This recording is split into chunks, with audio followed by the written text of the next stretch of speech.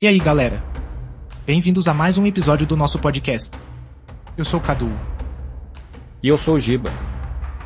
E hoje a gente vai falar de um caso que é tão perturbador que até a gente que já viu muita coisa ficou de queixo caído. Sério mesmo.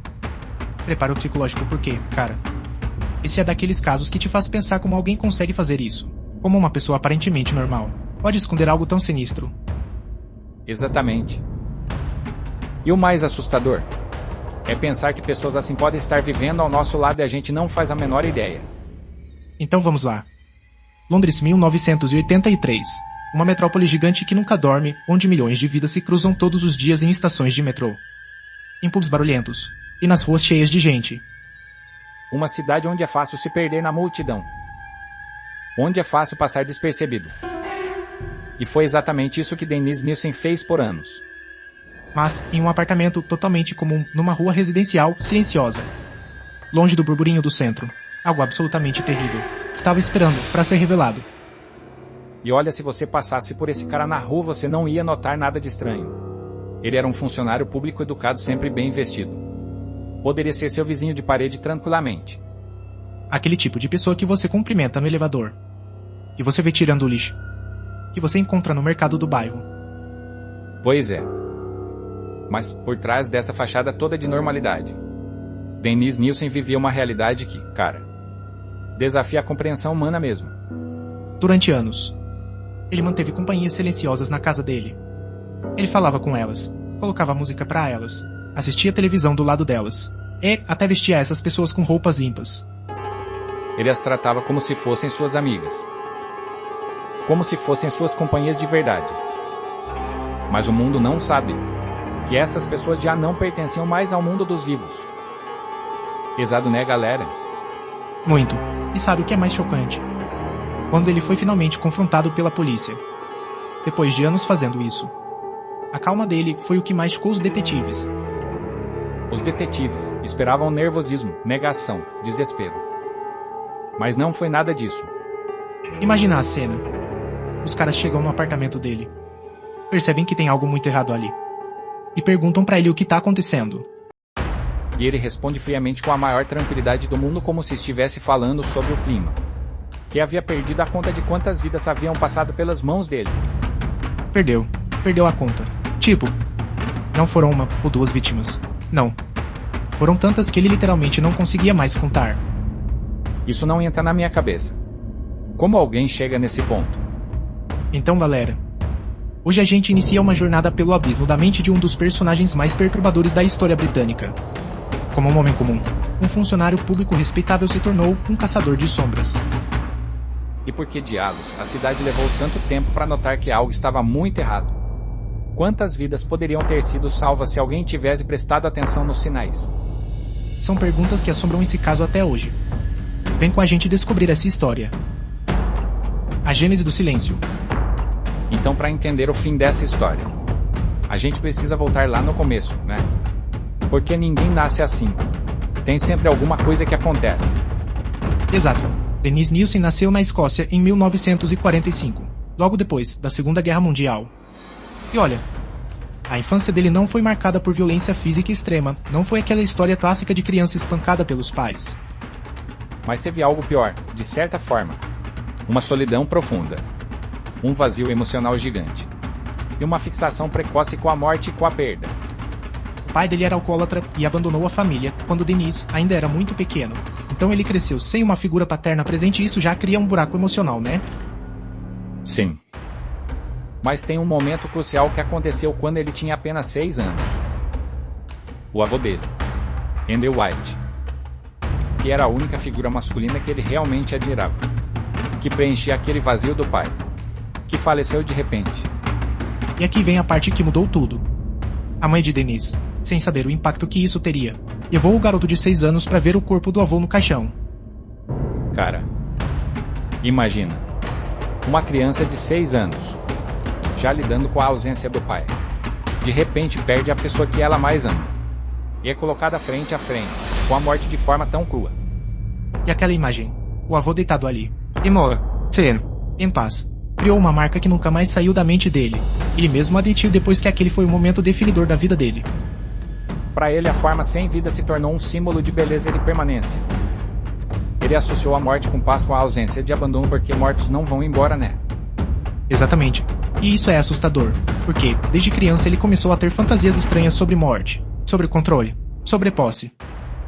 Mas externamente, ele parecia uma criança normal. Ninguém percebeu o que estava se formando na cabeça dele. Ele cresceu, foi para a escola e quando ficou mais velho decidiu entrar para o exército britânico. Serviu por 11 anos. Inclusive trabalhou como cozinheiro e açougueiro militar. E aqui tem um detalhe macabro. Durante esse período no exército ele aprendeu técnicas de desmembramento de carne. Técnicas que ele usaria anos depois, de forma horripilante. Depois do exército ele tentou ser policial. Imagina, um futuro assassino em série trabalhando na polícia. Mas ele não ficou muito tempo. Saiu da polícia e eventualmente se estabeleceu como funcionário público em um centro de empregos, em Londres. Lá ele ajudava pessoas desempregadas a encontrar trabalho. A ironia é perturbadora, né? De dia ele ajudava pessoas vulneráveis a reconstruir suas vidas e de noite. Bem, vocês já sabem. Ele era um homem invisível por excelência, galera. Funcional, discreto, sempre pontual no trabalho. Sempre educado com os colegas, extremamente solitário. A única companhia constante dele era um cachorro chamado Blip. Ele adorava aquele cachorro. Era praticamente a única relação emocional genuína que ele mantinha. Mas por dentro, o vazio estava crescendo. Ele ia para casa todas as noites, sozinho, e aquele apartamento vazio só aumentava a sensação de solidão. Ele tentou relacionamentos. Inclusive teve um relacionamento com um homem por um tempo. Mas, quando o cara terminou com ele e foi embora, isso destruiu o que restava de estabilidade emocional do Nielsen. Foi depois desse término que as fantasias começaram a ficar mais intensas. Ele começou a fantasiar sobre ter companhias que nunca poderiam abandoná-lo. E aí, a gente entra numa espiral muito sombria. A Londres das sombras. Agora vamos falar do cenário perfeito para esse cara. A Londres do final dos anos 70 e início dos anos 80. Sim. Para entender como Nielsen conseguiu fazer o que fez por tanto tempo, a gente precisa entender o contexto da cidade, naquela época. Londres era uma metrópole fria, industrial e marcada por um isolamento urbano avassalador. As pessoas viviam lado a lado, mas não se conheciam. Exatamente. Você podia morar anos no mesmo prédio que alguém, e nunca saber o nome da pessoa. Essa frieza urbana. Essa distância entre as pessoas. Criou o ambiente perfeito. E tinha mais. Existia uma cidade dentro da cidade, sabe? Uma Londres invisível, para a maior parte das pessoas. Milhares de jovens homens. Muitos fugindo de lares opressivos, no interior. Fugindo de famílias, que não aceitavam a sexualidade deles, ou simplesmente buscando aceitação, numa época em que o estigma social ainda era uma arma muito poderosa. Lembra que estamos falando dos anos 70 e 80. A homossexualidade tinha sido descriminalizada há pouco tempo. Mas isso não significava aceitação social. Muitos desses jovens chegavam em Londres cheios de esperança, mas acabavam nas ruas. Sem dinheiro.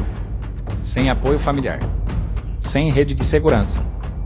E o pior, muitos desses rapazes eram completamente invisíveis para o sistema, sem teto, sem registros oficiais, sem emprego fixo, sem ninguém que fizesse perguntas se eles parassem de aparecer nos bares ou nas esquinas mal iluminadas. Se um deles desaparecesse, ninguém notava. Não tinha família procurando. Não tinha patrão reportando falta.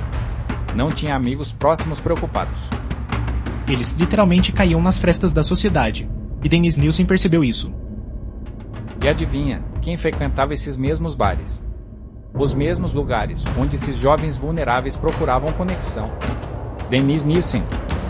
Ele ia para os pubs gays de Londres, lugares como o Golden Lion em Soho, o Salisbury, o Black Cat em Camden. Ele não buscava conflito, não.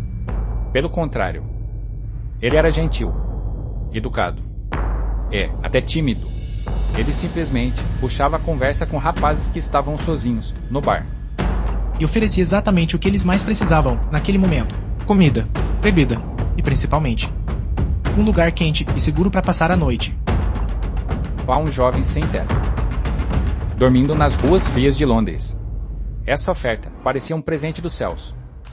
Mas o preço dessa hospitalidade era o último que qualquer um deles pagaria. Arrepiante demais, né? E a tragédia era que muitos deles se tivessem tido outra opção se a sociedade tivesse oferecido algum suporte. nunca teriam precisado aceitar o convite de um estranho. O primeiro ato em Kirkwood. Em 1978, Denise Nielsen morava num apartamento térreo em Melrose Avenue, número 195 no bairro de Kirkwood, no norte de Londres. Era um apartamento comum. 2 quartos, uma sala, cozinha e, o mais importante, acesso direto a um pequeno jardim nos fundos. E foi ali naquele apartamento, aparentemente normal, ponto que o padrão começou. A noite de 30 de dezembro de 1978. A primeira vítima identificada dele foi Steven Dean Holmes, de apenas 14 anos, galera. Steven tinha fugido de casa. Ele estava em Londres sozinho. Vulnerável encontrou Nielsen num bar. Nielsen ofereceu comida e um lugar para dormir. Steven aceitou porque, qual alternativa ele tinha? Dormir na rua, no final de dezembro. Eles foram pro apartamento. Beberam, conversaram, e quando Steven adormeceu no sofá, Nielsen agiu. Ele usou uma gravata para silenciar o garoto. E depois, para ter certeza de que ele estava sem vida, sufocou ele num balde de água. Mas aqui vem a parte que diferencia Nielsen de outros assassinos. Ele não entrou em pânico. Ele não tentou se livrar do corpo imediatamente. Pelo contrário, ele limpou o corpo, colocou roupas limpas nele e colocou o corpo debaixo do assoalho da casa. Mas alguns dias depois ele tirou o corpo de lá, colocou no sofá ao lado dele e ficou ali, assistindo televisão, conversando com o corpo, como se Steven ainda estivesse vivo. Isso durou semanas. Ele mantinha o corpo limpo, mudava as roupas e até colocava maquiagem para disfarçar a decomposição. Mano, isso é tão perturbador. Ele não queria matar, ele queria companhia, mas a única forma que ele conseguia garantir que a pessoa não fosse embora era matando. É uma lógica completamente distorcida, né? Ele os mantinha por perto. Ele os via como amigos, que finalmente não podiam abandoná-lo. Somente quando a decomposição tornava a convivência absolutamente impossível. Semanas ou até meses depois, ele finalmente se via forçado a se livrar dos corpos. E aí, ele recorria a métodos drásticos de descarte. Ele desmembrava os corpos usando as técnicas que aprendeu no exército e queimara as partes em fogueiras no jardim dele. Ou então escondia partes debaixo do assoalho, ou no sótão. O apartamento inteiro se tornou uma espécie de cemitério secreto. Steven Holmes foi apenas o primeiro. Nos 5 anos seguintes em Kirkwood, Nielsen mataria pelo menos mais 11 pessoas. Sempre o mesmo padrão. Jovens vulneráveis, geralmente sem teto, e pessoas que ninguém ia procurar. O convite, a bebida, o estrangulamento, e depois meses de companhia até o descarte final. Os sinais ignorados. E aqui vem uma das partes mais frustrantes desse caso. Os sinais estavam todos lá, mas ninguém conectou os pontos. Durante quase 6 anos, Nielsen operou sob o radar em Kirkwood. E olha, não é que não houve sinais. Os vizinhos reclamavam. Eles sentiam cheiros horríveis, vindo do apartamento dele. Especialmente no verão, quando o calor intensificava a decomposição. E as fogueiras? Nielsen fazia fogueiras gigantes no jardim, constantemente. Os vizinhos achavam estranho, mas pensavam que ele só estava queimando lixo. Teve até gente que reclamou do cheiro, dizendo que cheirava carne queimada. E Nielsen, com a maior cara de pau, dizia que era só lixo normal. Mas tem pior. Teve gente que sobreviveu aos ataques dele. E foi na polícia denunciar. Sim. Pelo menos 2 rapazes conseguiram escapar e foram até a delegacia. Mas sabe o que aconteceu? Nada. A polícia simplesmente não levou a sério. Eles viam 2 jovens gays, muitas vezes sem teto, fazendo acusações contra um funcionário público respeitável. E simplesmente ignoravam. Falavam que era briga de casal. Que é exagero, que não tinha evidência suficiente. O preconceito da época literalmente salvou Nielsen várias vezes. Se a polícia tivesse investigado, quantas vidas teriam sido salvas? É revoltante pensar nisso, mas infelizmente era a realidade. As vítimas dele não eram consideradas prioritárias pelo sistema. A mudança fatal. Mas tudo mudaria quando Nielsen decidiu se mudar para um novo endereço em 1981. Ele foi para Muswell Hill, pro número 23 da Cranley Gardens. E essa mudança seria o começo do fim para ele. Porque agora ele estava num apartamento no último andar, sem acesso ao jardim, sem lugar para fazer as fogueiras, sem espaço para esconder seus segredos. Mesmo assim, ele não parou. Entre 1981 e 1983, ele matou mais 3 pessoas naquele apartamento. Mas agora ele tinha que ser mais criativo no descarte. Ele começou a descartar partes dos corpos no vaso sanitário, tentando dar descarga em pedaços de seres humanos. E foi exatamente isso que levou à descoberta dele. Em fevereiro de 1983, os moradores do prédio começaram a reclamar que o esgoto estava entupido. Chamaram um encanador. E quando o cara abriu o cano, encontrou o que parecia ser carne e ossos. No começo, ele achou que era frango, mas tinha algo errado. Então, ele voltou no dia seguinte para investigar melhor. Só que durante a noite, Nielsen tentou limpar os canos, mas já era tarde demais. O encanador chamou a polícia. E quando os policiais confrontaram Nielsen, perguntando de onde vinham aqueles restos humanos, ele simplesmente admitiu tudo com a maior calma. Falou que tinha mais corpos no apartamento, que tinha perdido a conta de quantos eram, como se estivesse falando sobre algo completamente trivial. Cliffhanger. E aí, vem a pergunta que não quer calar. O que acontece quando um colecionador de sombras fica sem espaço para esconder suas relíquias? Como a polícia reagiu quando finalmente entrou naquele apartamento? O que eles encontraram lá dentro? E como Dennis Nielsen explicou anos de assassinatos? O que ele disse nos interrogatórios? Ele demonstrou algum arrependimento? Tudo isso e muito mais. No próximo episódio. A Casa dos Mortos. Vamos explorar os erros fatais do sistema. A descoberta completa dos horrores. O julgamento que chocou o Reino Unido. Vamos também entrar na mente de Nielsen, entender como ele justificava suas ações, e explorar o impacto duradouro desse caso na sociedade britânica. Não percam, porque a história só fica mais insana. E as revelações do julgamento vão deixar você sem palavras.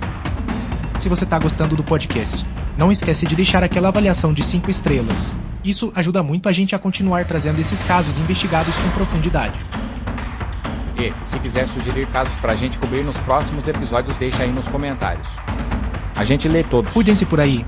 Até a próxima. Lembrem-se, às vezes o maior perigo vem de quem parece mais normal.